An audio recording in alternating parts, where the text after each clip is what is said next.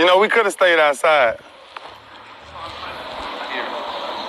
We could have stayed outside, Zeus.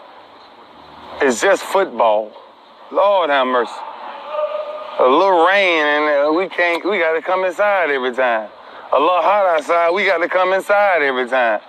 Man, we're going to start being soft as bread pudding. I'm telling you, man. Football's supposed to hurt. Training camp's supposed to hurt. So when the season get here, it's easy. If we get used to this now, it's irrelevant. Yo, y'all know what it is. It's game day. You know who I am, Joe C. Zeke Brilliant Experience. But back to the game. All right. A lot of people are looking at like, you know, it's the Giants. Who cares? You know, they don't matter. This game don't matter. This game very much so matters because if we win this game, and I think if the Bucs beat the Saints, which is pretty high probability that's gonna happen. If that happens, we clinch. So this is a very important game. We need our offense to get gelling, I guess you would say. We're missing 2 defensive tackles. They play the same exact position, which kind of sucks. But we do have good players to go there. And Diggy Zua and I want to say Tristan Hill. They're both out with COVID. Hopefully we don't have any more today, so we can be going on all cylinders. Tony Pollard looks really promising to get up in there. So, because that dude is dangerous. I preached it. The day we got him. There's a video in here somewhere. Look it up. I knew it. I seen it. I must have showed 100 people these highlights 1,000 times. You know, like, dude is dangerous. And halfway through last year, you finally got to see it, and then now y'all actually get to see it. So I'm kind of glad that's happening.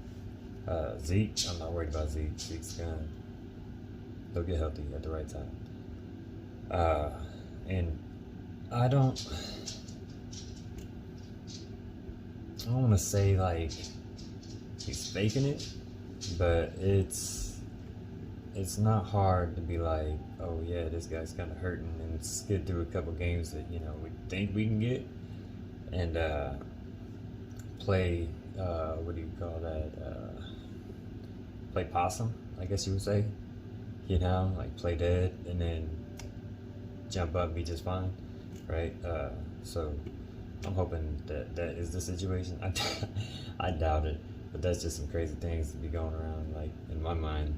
Man, would they?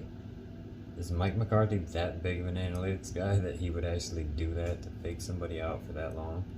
But no, it's been going on too long. So I don't know, maybe. Anyway, y'all can comment on that all you want. Don't get aggressive, because I probably won't respond if you're a dick. So, I mean, I know I am, but don't be one back. Like, you know, 2 negatives don't make a positive, no matter how many stories you've heard. But Jaylon Smith is set to start for them, and my thing is I like Jaylon Smith. I wish him the best. You know, I don't want him to, like, his career to be over. I want him to find himself. You know what I'm saying? So I'm happy he got another team. But at the same time, I want Zeke to knock him on his ass so many times in this game that he can't see straight. Because you know he's going to try to blitz. And Zeke is a blitz pickup. That dude will level somebody. So he loves doing it. Do what you do, bro. I'd like to see him hurdle some people again, but it don't look like he's going to be able to do that anytime soon. TP, if he does play, make no mistake about it, he will put that work in. He's not going to play if he can't move. And if he does play, that means he's going to be good enough to do what he does. You know, he'll still have his speed and all that and whatnot, but if it tore, then he's in good shape. So hopefully that's what happened. You really don't want to wish a tear on anybody unless they have that one, because if it's just sore, it can linger for months. But if you tear it, it just fucking, like, sorry, it heals up real quick, you know, and the pain goes away a little faster, I guess, but we'll see. I'm curious to see if Williams and McGovern starts at left guard. Everybody that I've watched is saying Williams is going to start, and then McGovern's going to go back to doing what he was doing, and then we got Steele going out to left and Lyle on the right. Steele's good, and if he's not good enough, the other dude, I can't remember his name. We don't put him in very often, but he did a good job the last time we put him in. I think it was against New England, or maybe not. I don't know, but he did pretty good, and we ended up winning. So that was, I mean, he was serviceable.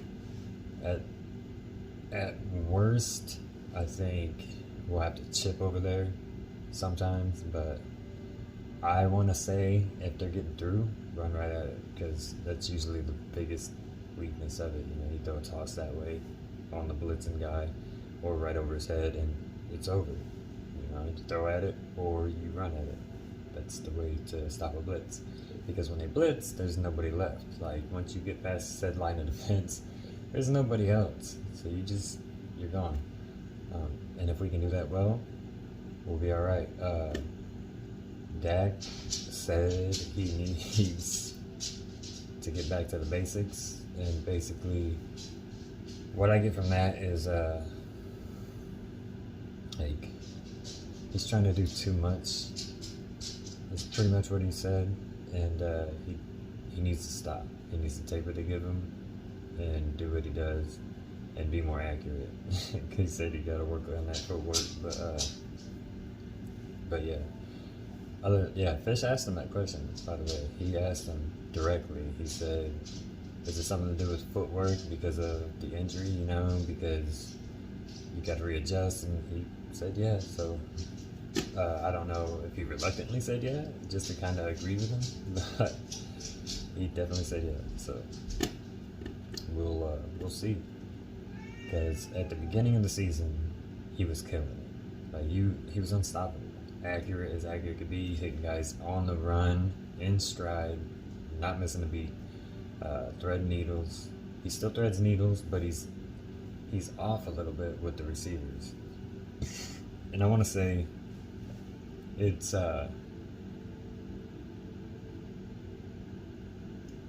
from injuries and COVID and things like that.